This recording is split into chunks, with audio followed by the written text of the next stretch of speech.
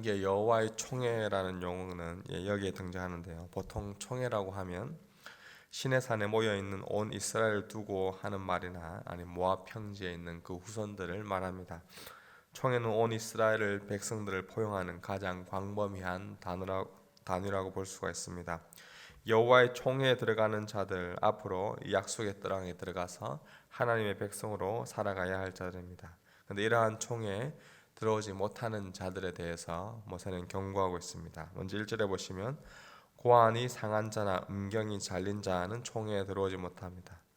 고대 근동에서 이 정치 또는 종교적인 이유로 스스로 자신의 생식기를 잘랐던 그러한 사람들이 있었습니다.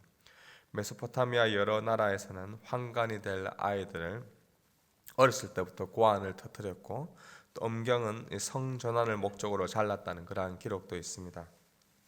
무엇보다 이러한 생식기가 상한 가장 큰 이유 중 하나가 가나안 땅의 이 우상 숭배와 관련이 있습니다. 다산과 번영 그리고 풍요를 위하여서 이방 신에게 자신의 신체 중 가장 귀하다고 여겨지는 생식기를 잘라서 이방 신에게 바치는 종교 행위를 하는 그러한 이방 문화들이 있었습니다.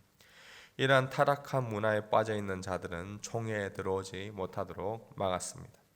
이절에 나오는 이 사생자도 총회에 들어오지 못하는데, 이 사생자 구약의 스가랴서와 여기에 두 번만 등장하는 단어인데 학자들도 이 확실하게 이 번역을 하지 못하지만 아마도 이방인과 결혼하여 태어난 자식 또는 이방 신전의 창녀의 자식으로 이 사생자를 보기도 합니다. 이 또한 타락한 문화로 인해 생긴 자식들인데 이들 또한 여호와의 총회에 들어올 수가 없었습니다.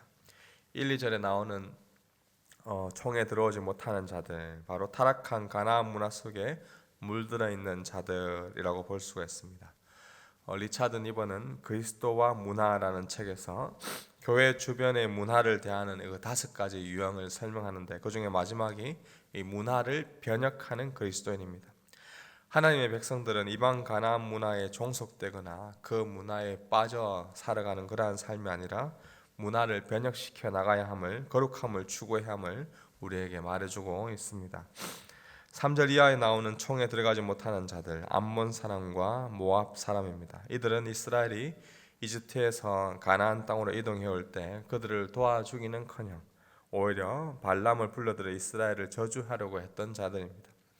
이스라엘의 출애굽 역사에서 하나님의 일하심을 방해했던 자들, 하나님의 백성을 축복한 것이 아니라 오히려 저주하며 하나님의 뜻을 반역하고 하나님의 일과 반대되는 일을 했던 자들입니다. 이러한 자들을 하나님께서는 하나님의 총회에 들어오지 못하도록 막고 있습니다.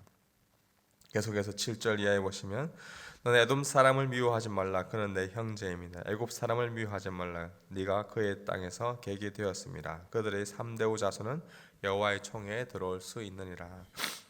에돔 사람과 애굽 사람은 지금은 당장 총회에는 들어올 수 없지만 그러나 3대 후에 그들의 자손은 여호와의 총회에 들어올 수 있도록 하나님이 허용하고 있습니다.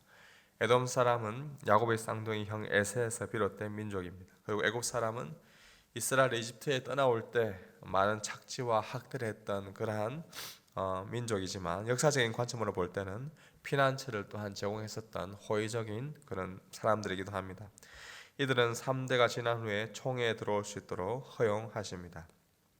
그리고 9절 이하에 보면 네가 적군을 치러 출진할 때 모든 악한 일을 스스로 삼갈지니 라고 말씀하시면서 성결함과 이 정결함, 거룩에 대해서 말씀하고 있습니다. 여기에 기록된 이 몽설함 그리고 용변 보는 것, 개인적인 청결함과 깨끗함과 관련되어 있습니다. 이러한 개인적 청결은 곧 공동체 전체의 청결함과 성결함, 거룩에 연결되어 있습니다. 사과를 담아둔 과일 상자 하나에 사과가 썩어 있다면 그 부패함은 또 다른 사과로 이어지게 되어 있습니다. 한 개인의 성결함과 공동체 전체는 이어져 있는 것이죠. 왜 하나님은 이러한 청결과 성결 그리고 거룩을 강조하고 있을까요? 우리 마지막으로 읽었던 14절 말씀 보시면 이는 네 하나님 여호와께서 너를 구원하시고 적군을 네게 넘기시려고 내 진영 중에 행하심이라. 그러므로 내 진영을 거룩히 하라. 그리하면 내게서 불결한 것을 보시지 않으므로 너를 떠나지 아니하시리라. 여호와 하나님은 이스라엘을 구원하시고 적군을 넘기시려고 이스라엘 진영 중에서 행하십니다. 그런데 그 진영을 거룩하게 하지 않으면, 성결하게 하지 않으면 하나님이 함께 하실 수가 없습니다. 그러므로 내 진영을 거룩히 하라. 그래야면 내게서 불결한 것을 보시지 않으심으로 너를 떠나지 아니하신다. 하나님은 절대 죄와 불결함과 함께 하실 수 없는 분입니다. 하나님은 깨끗하시고 의로우신 속성을 가지고 있기 때문에 죄와는 함께 할 수가 없습니다. 거룩하신 하나님은 거룩한 자들과 함께 하시는 것이죠. 이스라엘의 전쟁은 그들의 군사력에 있지 않았습니다. 그들의 승패는 그들의 진영에 하나님이 함께 하시느냐 그렇지 않느냐가 가장 중요했던 것입니다. 이와 마찬가지로 오늘날 하나님의 총회로 부름받아 하나님의 백성이 된 이 교회도 가장 중요한 것은 바로 거룩함, 성결함을 유지하는 것입니다. 우리가 어떻게 거룩해질 수 있습니까? 거룩하신 하나님, 성령 하나님과 함께함으로 오늘도 우리는 더욱더 거룩해질 수 있는 것입니다. 베드로전서 1장 15절에 오직 너희를 부르신 거룩한 이처럼 너희도 모든 행실에 거룩한 자가 되라 기록되었을 때 내가 거룩하니 너희도 거룩할지어다. 우리를 거룩한 자로 불러주신 그 하나님 앞에 오늘도 정결하게 살아가는 이 복된 하루가 되기를 소망합니다.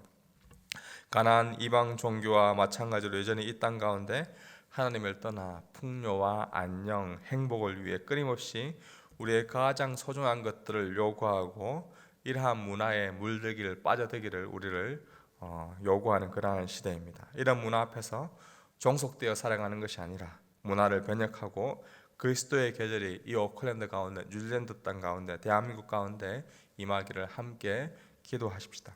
또한 하나님의 백성들을 괴롭히고 하나님의 구원 역사를 방해하는 자들은 결국 멸망하게 될 것임을 알고 여전히 거룩하고 성결하게 하나님의 백성으로 살아가는 그러한 자들을 원하시는 그 하나님 앞에 더욱더 예수 그리스도를 닮아 우리를 거룩하게 하시는 그 하나님을 닮아서 오늘도 정결하게 거룩하게 살아가는 이 하루가 되기를 주님의 이름으로 축복합니다. 우리 아까 전에 불렀던 찬송